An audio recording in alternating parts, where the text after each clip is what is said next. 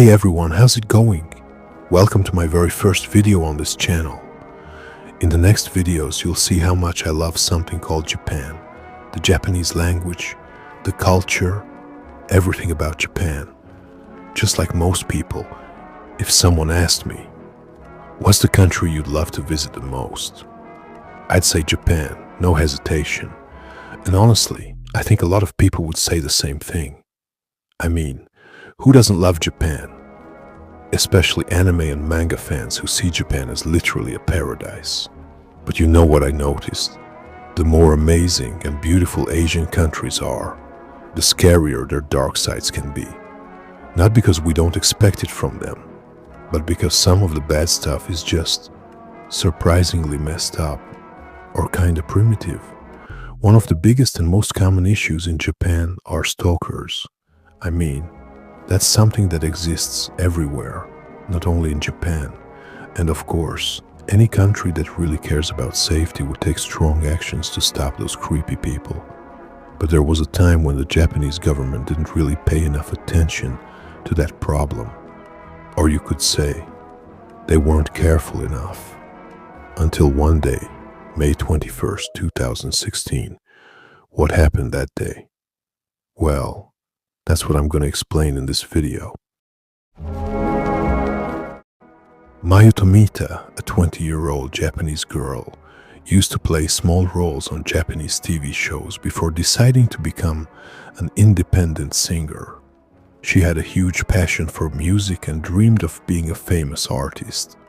So, she started her journey performing in small live events like mini concerts, restaurants, or cafes, where she had to sing, dance, and then meet her fans afterward. And yeah, little by little, she started to build her own small fan base. One of those fans, the one we're gonna focus on in this video, was Tomohiro Iwasaki. Iwasaki was a 26-year-old Japanese guy, one of Mayu's biggest fans, but he was also kind of a loner. He didn't really talk to people or have any friends, just lived in his own world. He used to attend all of Mayu's shows, and when he met her for the first time, he didn't just like her, he got obsessed. Everything in his life started to revolve around her. But keep in mind, Mayu wasn't the first girl he got obsessed with. Iwasaki had a weird past with female idols. Whenever he liked a singer, he'd start stalking her, sending creepy messages, and even threats. Some of those girls reported him, but it didn't really matter, because back then Japanese laws weren't that strict about stalkers. If you threatened someone online in those days, no one would really take it seriously. So, yeah, all those reports against Iwasaki went nowhere.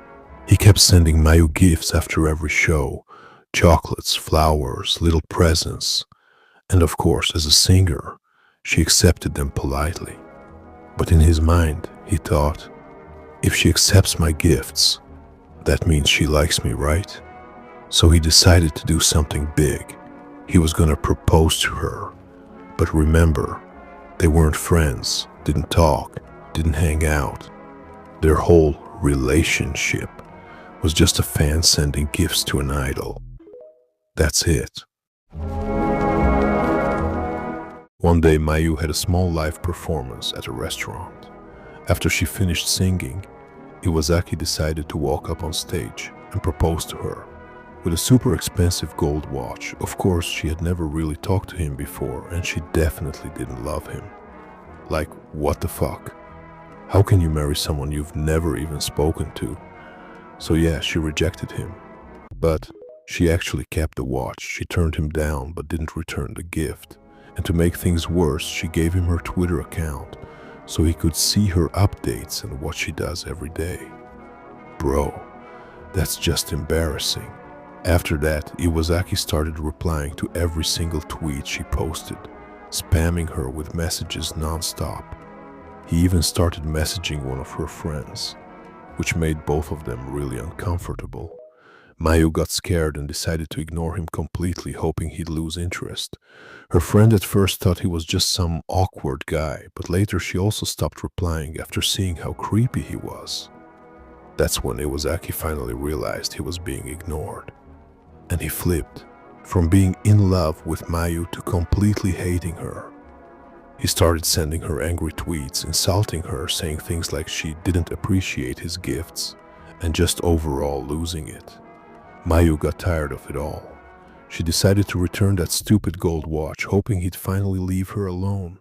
She gave it back, blocked him on Twitter, and even filed a police report, because she really started feeling unsafe. But the Japanese police didn't take it seriously. They said his messages didn't count as a real threat under the stalking laws at that time, and that Twitter messages aren't enough proof.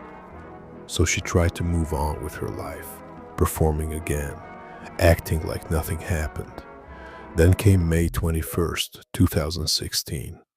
That day she had an event called Girls' Night Stage. She even tweeted the location of the event, just like always.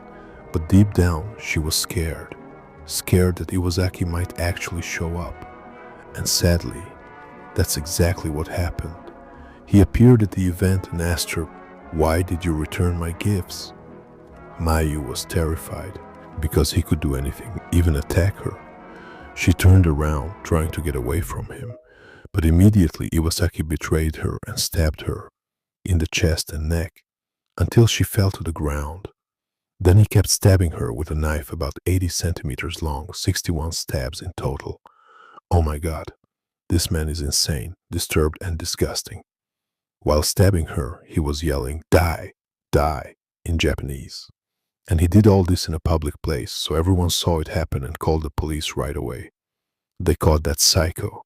After the incident, Mayu suffered many injuries, but thankfully none of the stabs hit her vital organs, so she survived.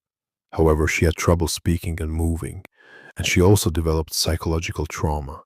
Her dream of becoming a famous singer was completely shattered, literally gone like tears in the rain.